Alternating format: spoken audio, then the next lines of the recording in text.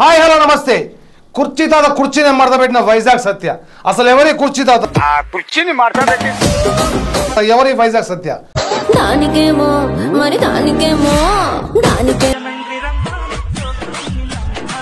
వైజాగ్ సత్య 2017లో tick talk లోకి వచ్చి ఒక వింతమైన అంటే ఒక మొగాడై ఉండి కూడా ఆడపిల్లల పాటలకు డ్యాన్సులు చేయడం, ఆడపిల్లల గొంతులతో పాటలు పాడుతూ సెలబ్రిటీల చుట్టూ తిరిగి తనకంటూ ఒక ఫేమ్ తెచ్చుకోవడమే కాకుండా ఈ సోషల్ మీడియాలో ఎవరైతే కాస్త ఫేమస్ అయ్యే వాళ్ళందరితో పరిచయాలు పెంచుకుని వాళ్ళందరూ కలిసి తిరగడం, ఒక గ్రూప్ కింద తయారు చేయడం, వాళ్ళందరూ ఒక రింగ్ లీడర్ తయారైనది అందరూ తెలిసిన వాస్తవం. అయితే కుర్చీ తాత విషయానికి వచ్చేసరికి ఒక సంవత్సరాల క్రితం కుర్చీ మడత పెడితే అనే డైలాగ్ తోటి ఫేమస్ అవ్వడమే కాకుండా నా మరదలు అప్పుడు మడత కుర్చీలు రేకుయి నా మరదలు తీసుకొచ్చి కుర్చేసింది. వాడు గడ్డపర తెస్తే ఆ కుర్చీని మడత పెట్టి దెంగితే మెడలు ఇరిగిపోయినాయి. అసలు సోషల్ మీడియాలో సెన్సేషన్గా మారిన కుర్చీ తాత ఆ తర్వాత ఆయన చుట్టూ యూట్యూబర్లు అందరూ ఇంటర్వ్యూల కోసం తిరగడం, ఇంటర్వ్యూ ఇవ్వడం. అయితే ఆ డైలాగ్ అయితే ఫేమస్ అవడంతో రీసెంట్గా మహేష్ బాబు సినిమా అయినటువంటి గుంటూరు కారంలో తమన్ గారు ఒక పాటలో ఆ డైలాగ్ని వాడుకోవడం అందరూ తెలిసిన విషయమే. అయితే జరిగిన తర్వాత వైజాగ్ సత్యకి కుర్చీ తాతకి అసలు పరిచయం ఎలా ఏర్పడింది, అసలు ఆ సినిమాలో ఆ పాటకి ఆ డైలాగ్ని ఎలా తీసుకున్నారు అనేది వాళ్ళ మాటలను చూద్దాం. 3 months ముందు నాకు కుర్చీ తాత ఎవరో తెలియదు. ఎందుకంటే ఆయన కూడా ఈ మధ్య కదా కొంచెం వైరల్ అయ్యిండు. అయితే అక్కడ కృష్ణకాంత్ పార్క్ దగ్గర ఒక చాయ్ డబ్బా ఉంటుంది, సాయి అని. ఆ అబ్బాయి నాకు ఎప్పటి నుంచో ఫ్రెండ్. సో ఆ అబ్బాయి ఏంటంటే 3 months క్రితం కుర్చీ తాతని మా ఇంటికి తీసుకొచ్చిండు. సత్య ఇట్లా నువ్వు అందరికీ షూటింగ్లు తీసుకెళ్తావు, ఇంటర్వ్యూస్ తీసుకెళ్తావు, ఈవెంట్లకు వెళ్తుంటావు కదా, ఈయన్ని కూడాను తీసుకెళ్ళు అని నాకు పరిచయం చేయించిండు. నేను కొంచెం భయపడ్డా ఇంతకుముందు, ఎందుకంటే ఇట్లానే ఒక డ్రింక్ ఎక్కువ చేసి ఆయన చేతిలో నేను బాగా మోసపోయాను. సో ఎందుకంటే డ్రింక్ చేసే వాళ్ళంటే నాకు కొంచెం భయపడేటట్టే అయ్యింది. 3 monthsలోనే అయ్యింది. ఇంతకుముందుకు కూడా నేను అట్లా ఒక ఆయనకి సపోర్ట్ చేశాను. ఒక చాలా డ్రింక్ ఎక్కువ చేస్తాడు ఆయన. ఆయనకి ఫుల్ బాటిల్ ఎవరు ఇస్తే ఏం మాట్లాడమంటే అది మాట్లాడేస్తుంటాడు. పేరు ఎందుకు లేదులే కానీ ఈయన కూడా అట్లా చేస్తాడేమో అని అనుకున్నాను. లేదులే ఈయన అట్లా కాదు, ఈయన ఫ్యామిలీ అంత ఉన్నారు కానీ పాపం ఎవరు పట్టించుకోవడం లేదు, నువ్వు కొంచెం హెల్ప్ చేయంటే ఆ రోజే నేను గుంటూరు నాగరాజు వాళ్ళ ఇంటికి మాది టూరు. ఈయన కూడా రావాల్సింది రాలేదు. వైజాగ్ కాదు, ఖమ్మం. గుంటూరు నాగరాజు ఆయన కూడా సోషల్ మీడియాలో ఒక స్టార్. సో ఆయన ఏంటంటే ఖమ్మంలో కంటెస్ట్ చేస్తున్నాడు ఎమ్మెల్యేగా. నేను వస్తాను సత్య గారు అని అనేవాడు. మీరు నాకు దేవుడు ఇచ్చిన గిఫ్ట్ అండి అని అనేవాడు. సో ఖమ్మం తీసుకెళ్ళాం. నేనే 10,000 ఖర్చు పెట్టి కారుకి తీసుకెళ్ళినా. మళ్ళీ బయట ఖర్చు ఒక 10,000 అయింది. నీకు తెలియదు ఏముంది. సో ఆ విధంగా మాతో కలిసాడు. మేము ఏ ఇంటర్వ్యూస్కి వెళ్ళినా కానీ, ఏ ఛానల్కి వెళ్ళినా కానీ ఆయన పేరు కూడా చెప్పి ఆయన కూడా తీసుకెళ్ళడం, ఇదంతా చేసాం. ఇవన్నీ ఒక ఎత్తు అయితే ఒక అద్భుతం జరిగింది ఆయన లైఫ్లో. ఎస్ఎస్ తమన్ గారు మ్యూజిక్ డైరెక్టర్ దగ్గర తీసుకెళ్ళి ఈయన పరిచయం చేయడం, ఆయన ఈ డైలాగు ఆ సినిమాలో పెట్టడం, ఆయన ఇంకా ఆకాశమే హద్దు అన్నంత వరకు వెళ్ళిపోయినాడు. నేనే తీసుకెళ్ళా తమన్ గారి దగ్గరికి, అన్నపూర్ణ స్టూడియోలోకి తీసుకెళ్ళాను. సో సర్లే ఏదో బాగుపడుతున్నారు కదా అంటే, నాకు ఇంటర్వ్యూలు కూడా మీరు చూడొచ్చు, సుమన్ టీవీ ఇంటర్వ్యూలో కావచ్చు, ఆర్టీవీలో ఇంటర్వ్యూ కావచ్చు. సత్య నాకు దేవుడు ఇచ్చిన ఫ్రెండ్, చాలా నేను పావలా ఫేమస్ ఉండేవాడిని, ఇప్పుడు రూపాయి అయిందని బాగానే మాట్లాడాడు, అంతా బాగానే ఉంది. తమన్ గారు కూడా ఆయనకి ఆర్థికంగా సహాయం చేశారు. ఓకే, 20,000 అది కూడా చెప్పేస్తాను నేను. 20,000 ఆయనకి ఆర్థికంగా సహాయం చేశాడు.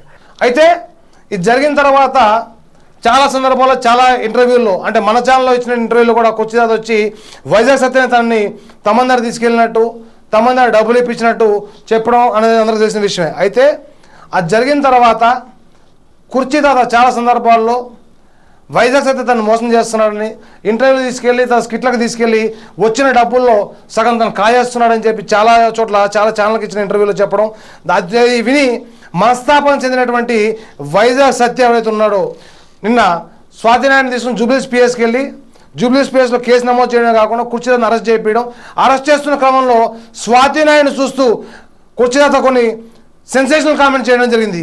ఆ కామెంట్స్ మీరు ఒకసారి చూడండి.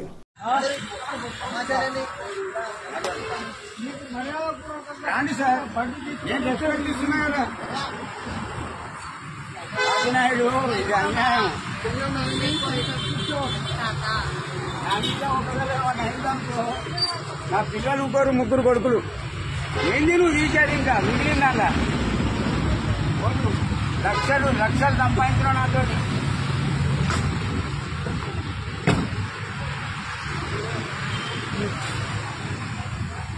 అయితే అసలు పూర్వాపురంలోకి వెళ్తే కనుక ఏం జరిగింది, ఎలా జరిగింది అనేది వైజాగ్ సత్య మాటల్లో విందాం.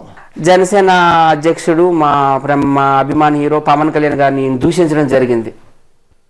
దూషిస్తే నేను అప్పుడు అది కూడా నేను కరెక్ట్ చేశాను. ఏ విధంగా కరెక్ట్ చేశానంటే, ఒక యూట్యూబ్ ఛానల్ తీసుకెళ్ళి పక్కనే కూర్చోబెట్టి, పవన్ కళ్యాణ్ అంటే మొత్తం 2 తెలుగు రాష్ట్రాల్లోనే కాదు దేశవ్యాప్తంగా ప్రపంచవ్యాప్తంగా అభిమానులు ఉన్నారు, ఆయన అట్లా తిట్టడం తప్పు తాత అని చెప్పేసి ఆయనతో క్షమాపణ కూడా ఇప్పించి, ఇది కూడా తెలుసు కదా, ఒక ఇంటర్వ్యూ చెప్పి మన కొట్టారని సంగతి తెలీదు, అటాక్ చేస్తారు, ఇలా వీడియోలో వచ్చింది.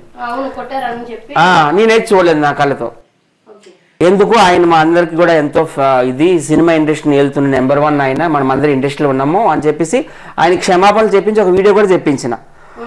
నేను కూడా క్షమాపణలు చెప్పిన. ఎందుకంటే ఇప్పుడు మా హీరోని తిట్టిన వ్యక్తితో నువ్వు ఎట్లా తిరుగుతావు అని నన్ను కూడా అంటారు కదా. సో ఈయన క్షమించండి పెద్ద ఆయన అని చెప్పేసి ఆయన నేను అంతా మంచి చేస్తూనే వస్తున్నా ఇప్పటిదాకాను.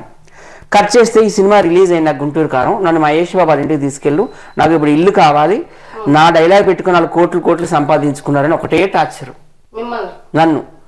నేను అన్నాను ఆయన ఎందుకు ఇస్తారు, ఆయన ఏమైనా సినిమా ప్రొడ్యూసరా, ప్రొడ్యూసరు దగ్గరికి వెళ్తుంది డబ్బంతా కలెక్షన్ అంతాను, హీరో గారు అంటే ఆయనకి ఏదో రెమ్యూనరేషన్ ఇస్తారు వెళ్ళిపోతారు, ఆయన చాలా మంచి వ్యక్తి, ఎంతో మంది చిన్నపిల్లలు గుండె ఆపరేషన్లు చేయించారు, ఎన్నో గ్రామాలు దత్తత తీసుకున్నారు ఆంధ్రాలో తెలంగాణలో, ఆయన్ని మనం అట్లా బ్లేమ్ చేయకూడదని అంటే కొన్ని ఇంటర్వ్యూలో ఆయన కూడా విమర్శించడం జరిగింది, ఆయన మీద ఈ కేసు చేస్తా ఆ కేసు చేస్తాను.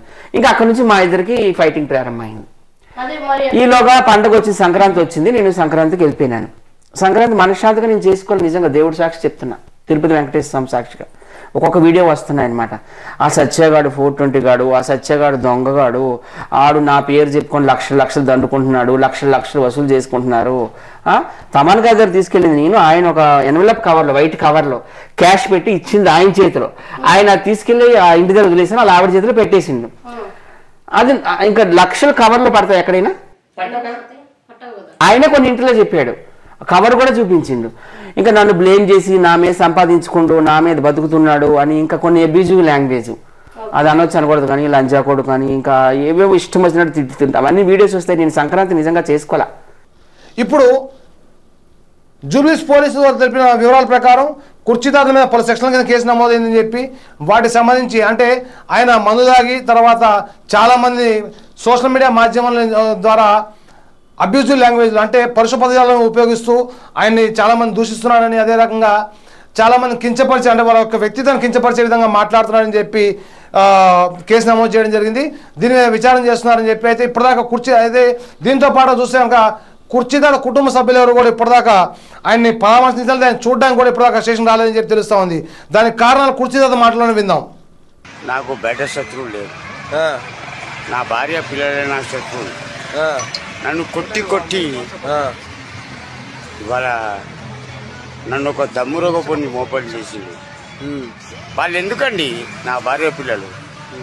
మరి నీకు తమన్ గారు డబ్బులు ఇచ్చారు అని చెప్తున్నారు, అది ఎంతవరకు నిజం? నిజం.